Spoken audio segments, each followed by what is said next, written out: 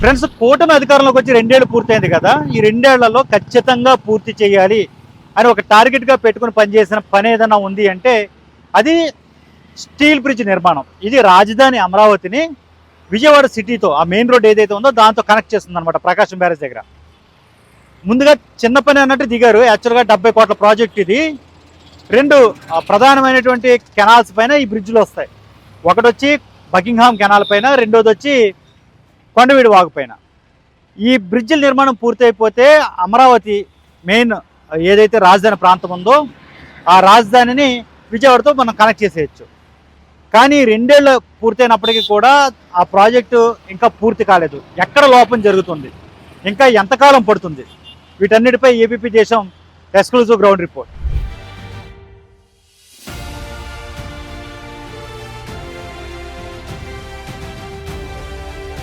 ఇదే Buckingham canal పై నిర్మిస్తున్నటువంటి steel bridge అనమాట. చాలా ఇంపార్టెంట్ ప్రాజెక్ట్ ఇది. ఇటువైపు మీకు చూస్తే ప్రకాశం బ్యారేజ్ నుంచి వస్తున్నటువంటి ఓల్డ్ మద్రాస్ రోడ్ ఇది. దీనిని అమరావతి రాజధానితో కనెక్ట్ అయ్యేలాగా ఈ బ్రిడ్జిని అయితే నిర్మిస్తున్నారు. నిజానికి చాలా తొందరగా పూర్తయిపోయే ప్రాజెక్ట్ అని అందరూ భావించారు ఇది. ఇక్కడ మీకు బకింగ్హామ్ కెనాల్ కనిపిస్తుంది. ఆ దానిపైన నిర్మిస్తున్నటువంటి స్టీల్ బ్రిడ్జ్ అనమాట. 2 వరుసల కింద వస్తుంది ఇది. ఒకటి ఎల్హెచ్ఎస్, ఒకటి ఆర్హెచ్ఎస్. అయితే ఆల్మోస్ట్ పూర్తయిపోయింది అనుకున్న పరిస్థితుల్లో ఇప్పుడు మీకు ఇక్కడ కనిపిస్తుంది కదా ఈ బ్రిడ్జ్ అనేది, స్టీల్ బ్రిడ్జ్. దీనికి అలైన్మెంట్లో 1 మిల్లీమీటర్ల స్థాయిలో చిన్న తేడా వచ్చింది. కానీ దాన్ని అలాగే నిర్మిస్తే ఒక పెద్ద ప్రమాదం జరిగే అవకాశం ఉంటుంది కాబట్టి దానిని మొత్తం తీసేసి ఆ గడ్డర్లని ఇప్పుడు ఇక్కడ ఎల్లో కలర్ మీకు క్రేన్ లాంటిది కనిపిస్తుంది కదా, దీన్ని ఆ బ్రిడ్జికి ఒక సపోర్ట్గా పెట్టి మళ్ళీ మొత్తం అలైన్మెంట్ మొత్తం మార్చి నిర్మిస్తున్నారు అనమాట. దీనివల్ల దగ్గర ఒక 6 నెలల క్రితమే పూర్తయిపోవాల్సిన ఒక ప్రాజెక్టు ఇంకా కంటిన్యూ అవుతూ వస్తుంది. ప్రస్తుతానికైతే మినిస్టర్ నారాయణ కావచ్చు, లేదా సిఆర్డీ అధికారులు కావచ్చు, వీళ్ళందరూ చెప్తున్న దాని ప్రకారం అయితే ఇంకొక 2 నెలల్లో కంప్లీట్గా పూర్తయిపోతుందని వీళ్ళు చెప్తున్నారు.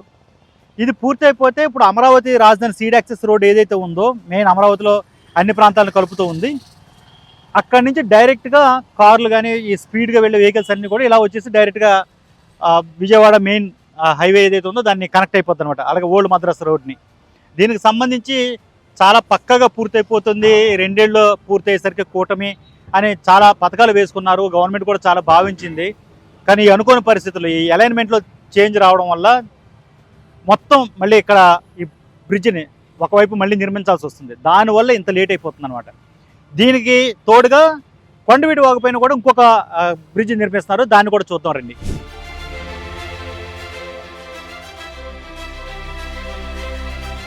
ఈ అమరావతి రాజధానిని కలిపే సీడ్ యాక్సెస్ రోడ్ గురించి పదే మాట్లాడతాం కదా, దాని స్టార్టింగ్ పాయింట్ ఇదనమాట. ఇక్కడ నుంచి స్ట్రైట్ మీరు చూసుకుంటే ఇదంతా కూడా అమరావతిలోని మెయిన్ ప్రాంతాలను కలుపుతూ వెళ్ళిపోతుంది. ప్రస్తుతానికి ఇదంతా కూడా అందుబాటులోకి వచ్చేసింది. కానీ ప్రాబ్లం ఏంటంటే ఇటువైపు మీకు చూస్తే ఇక్కడ నుంచి ఇలా స్ట్రైట్ వెళ్ళాలి. ఈ బకింగ్హామ్ కెనాల్ కావచ్చు, లేకపోతే కొండవీడి వాక్ కావచ్చు, వాటి మీద నుంచి వెళ్ళాల్సిన రోడ్డు ఇది. ఇది ఎంతో దూరం లేదు, చాలా చిన్న దూరమే. కానీ ఇక్కడ భూసేకరణకు సంబంధించిన అంశాలు వచ్చాయి. ఇక్కడ ఉన్న రైతులు కొంతమంది భూములు ఇవ్వడానికి అడ్డు చెప్పారు. ప్రస్తుతానికి అదంతా కూడా ఫైనల్ ప్రాసెస్లో ఉందన్నమాట. దానివల్ల ఏం చేశారంటే ఇక్కడ ఈ రోడ్డు వేయడం అనేది ఇంతవరకు ఆగిపోయింది. ఇప్పుడే ఆ పనులు ప్రారంభమయ్యాయి ఇప్పుడే. దానికోసం ఏమైందంటే ఇలా స్ట్రైట్గా వస్తున్న సీడ్ యాక్సెస్ రోడ్ని ఇక్కడ ఇలా టర్న్ చేసి కృష్ణానది ఒడ్డుపైకి వెళ్ళేలాగా మార్చారు. దీనివల్ల ఇక్కడ దాకా చాలా వేగంగా వచ్చే వెహికల్స్ అన్నీ కూడా ఒక్కసారిగా స్లో అయిపోయి ఆ కృష్ణా గట్టుపైకి చాలా నెమ్మదిగా వెళ్లాల్సిన పరిస్థితి. ఇక్కడ చాలా ట్రాఫిక్ ఇబ్బందులు ఎదురవుతున్నాయి. ఒక్కసారి కనుక ఇటువైపు ఇది వచ్చేస్తే, ఈ రోడ్డు కంప్లీట్ అయిపోతే ఇప్పుడు కొత్తగా నిర్మిస్తున్న 2 స్టీల్ బ్రిడ్జ్లు ఏవైతే ఉన్నాయో ఆ బ్రిడ్జ్ల పైనుంచి ఇది డైరెక్ట్ వెళ్ళిపోతుంది అనమాట రోడ్డు. ప్రస్తుతానికి దీనికి సంబంధించిన పనులు కూడా స్లోగా జరగడం వల్ల ఈ రోడ్డు అందుబాటులోకి రావడం, స్టీల్ బ్రిడ్జ్లు అందుబాటులోకి రావడం అనేది లేట్ అవుతుంది. ఒక్కసారి ఈ అడ్డంకులన్నీ తొలగిపోతే డైరెక్ట్గా సీడ్ యాక్సెస్ అంటే అమరావతి రాజధాని నుంచి డైరెక్ట్గా ఇంక విజయవాడకు మనం వెళ్ళిపోవచ్చు అనమాట. ఈ కాస్త లెక్క ఈ పెండింగ్లో ఉండిపోవడం వల్ల ఇన్ని ఇబ్బందులు ఎదురవుతున్నాయి. ఇదంతా క్లియర్ కావడానికి కనీసం 2 నెలలు పడుతుందని ఇక్కడ ఉన్న వాళ్ళు అంచనా వేస్తున్నారు. అంతకు మించి కూడా ఇంక ఎక్కువ టైం పట్టినా ఆశ్చర్యపోవడం అవసరం లేదు.